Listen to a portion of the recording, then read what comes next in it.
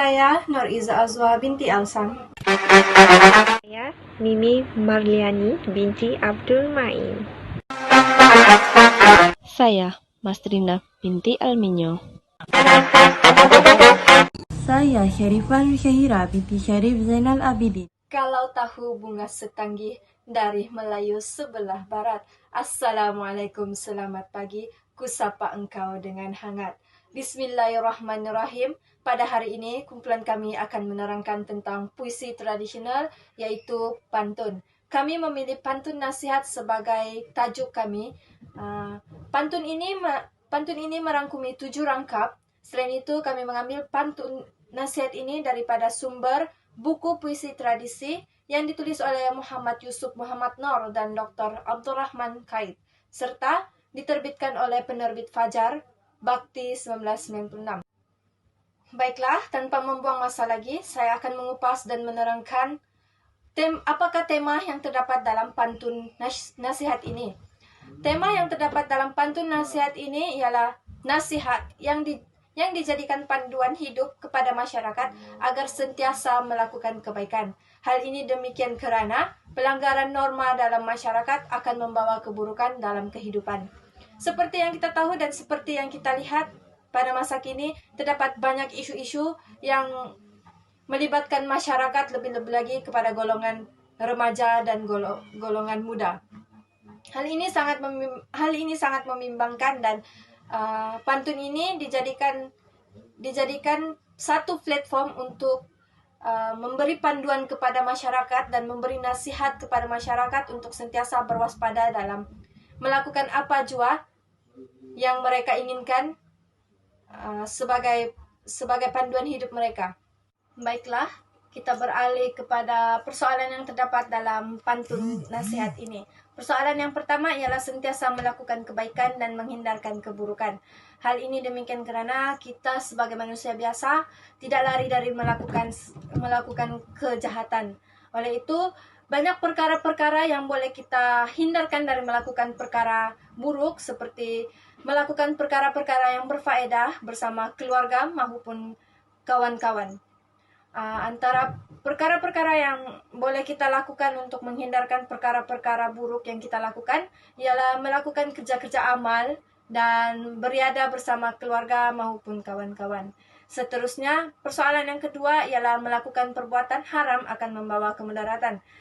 Persoalan ini membawa maksud kepada apabila kita melakukan sesuatu perkara yang terkutuk maupun haram, itu akan menyebabkan diri kita sendiri tidak sehat dan orang sekeliling kita juga mendapat nama yang buruk. Sebagai contoh, apabila kita melakukan sebarang kejahatan ataupun perkara-perkara yang terkutuk, keluarga kita maupun orang sekeliling kita ataupun diri kita sendiri akan mendapat malu dan memudaratkan kesehatan kita. Selanjutnya ialah perasaan sedih atau risau tidak boleh dibiarkan berpanjangan. Hal ini demikian kerana emosi ini akan membawa kita dan menjerumuskan kita untuk melakukan perkara-perkara yang tidak baik dan boleh menjejaskan kesehatan kita.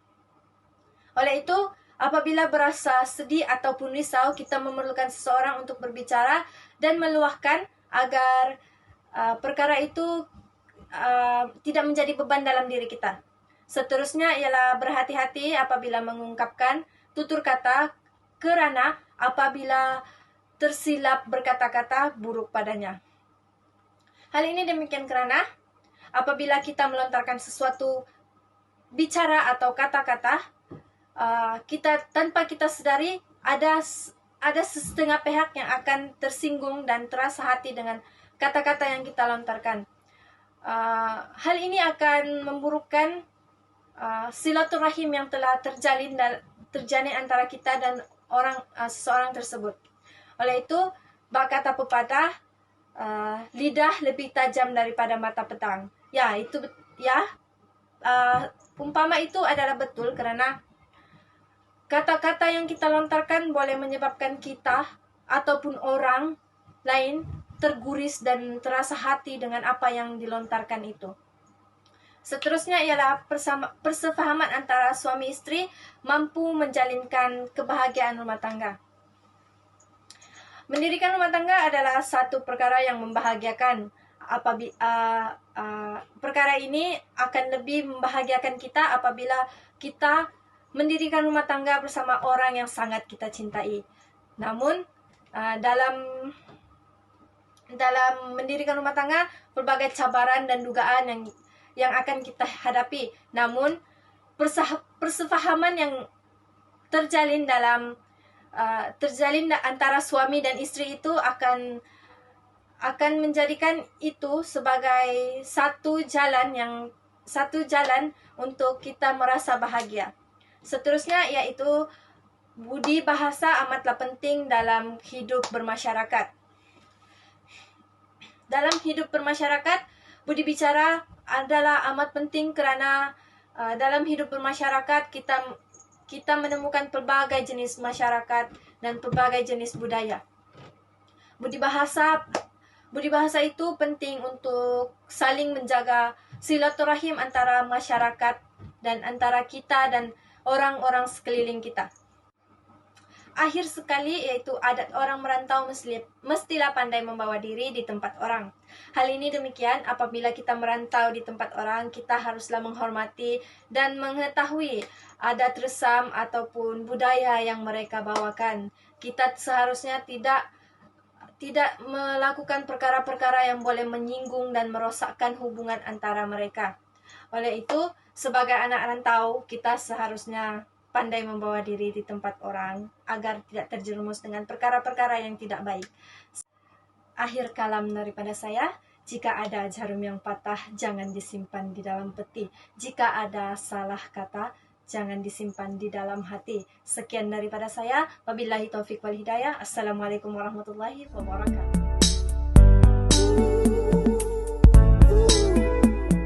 Kata pertama berbunyi, tanam balik buah peria mahal sekali. Buat baik berpada-pada, buat jahat jangan sesekali. Rangkap ini memberi maksud mengenai jika hendak berbuat baik, janganlah terlalu berlebih-lebihan hingga tidak kena pada tempatnya. Dan jangan sesekali melakukan kejahatan. Kedua berbunyi, ketua-ketua raja duduk, jangan ditimpa papan. Diketahui ganja itu mabuk, apakah sebab maka dimakan? Pantun ini bermaksud sesuatu yang haram dan memabukkan tidak seharusnya kita ambil. Karena kita tahu benda yang memabukkan akan memudaratkan kesehatan kita. Rangkap yang ketiga berbunyi, meninjau berpadi masak, batang kapas bertimbal jalan. Hati risau di bawah gelap, bagai panas mengundang hujan. Rangkap ini menerangkan bahawa jika perasaan sedih kita janganlah biarkan. Kalau kita bersedih, kita seharusnya mencari seseorang yang untuk kita meluahkan seperti keluarga, kawan-kawan, dan sebagainya. Rangkap keempat berbunyi, pulau di balik, pulau gosong, pandan di Jawa diranggungkan. Jangan kata terdorong-dorong, badan dan nyawa menanggungkan. Rangkap ini menerangkan mengenai tutur kata. Setiap tutur kata kita haruslah dijaga dengan baik, karena kita tahu lidah itu lebih tajam daripada pisau. Tutur kata yang tidak baik akan mendatangkan fitnah dan pergaduhan dan sebagainya. Rangkap kelima berbunyi, hangus berti berwarna merah, mari dituang ke dalam kain.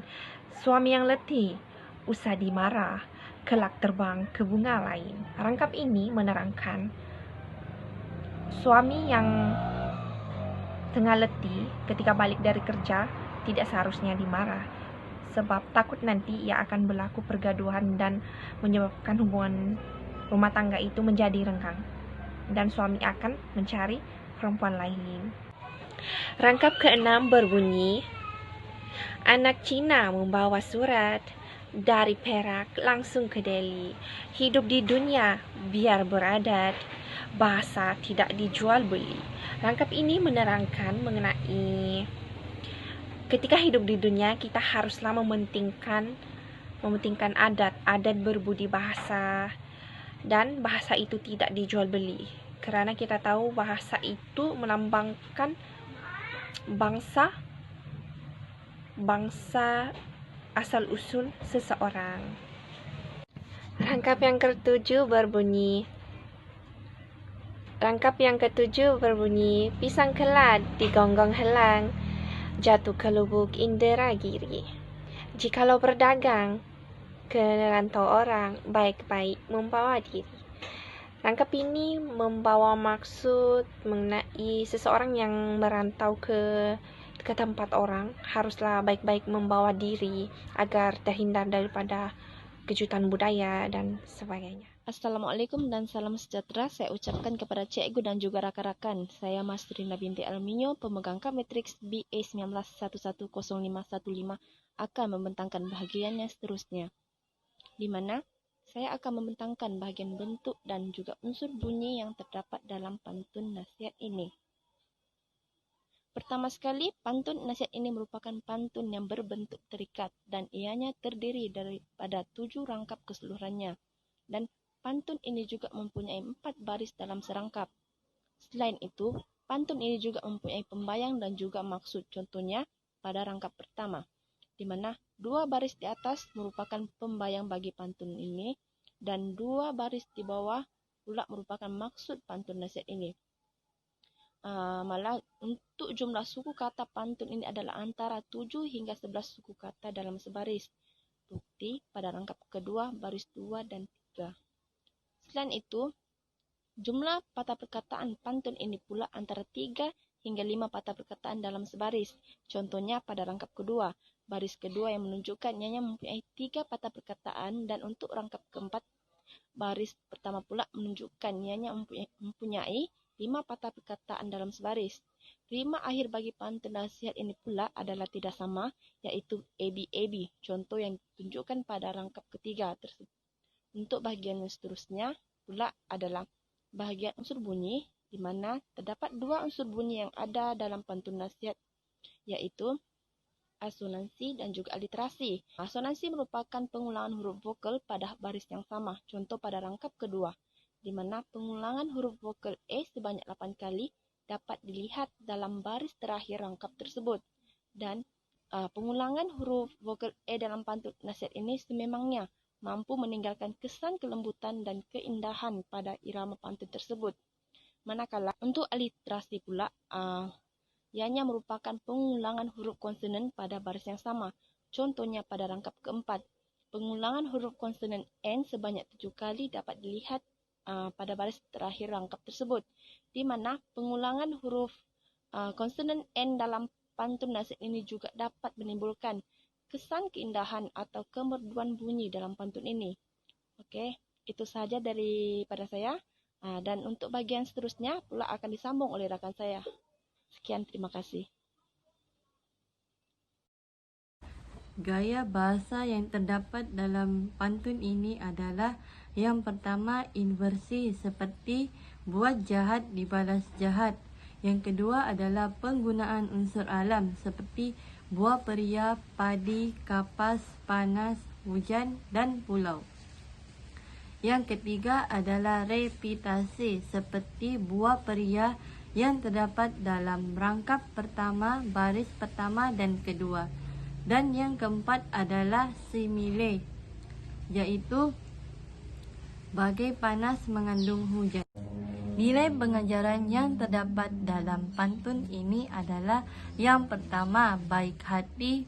Sebagai contoh, kita hendaklah sentiasa melakukan kebaikan dan menjauhkan diri daripada melakukan kemungkaran. Yang kedua adalah rasional. Sebagai contoh, kita mestilah mengelakkan diri daripada melakukan perkara yang haram kerana ianya akan memudaratkan kehidupan kita. Dan yang terakhir adalah ketabahan. Kita janganlah bersedih dengan dugaan yang menimpa diri kerana perbuatan tersebut akan memudaratkan diri sendiri. Itu sahaja dari saya. Terima kasih.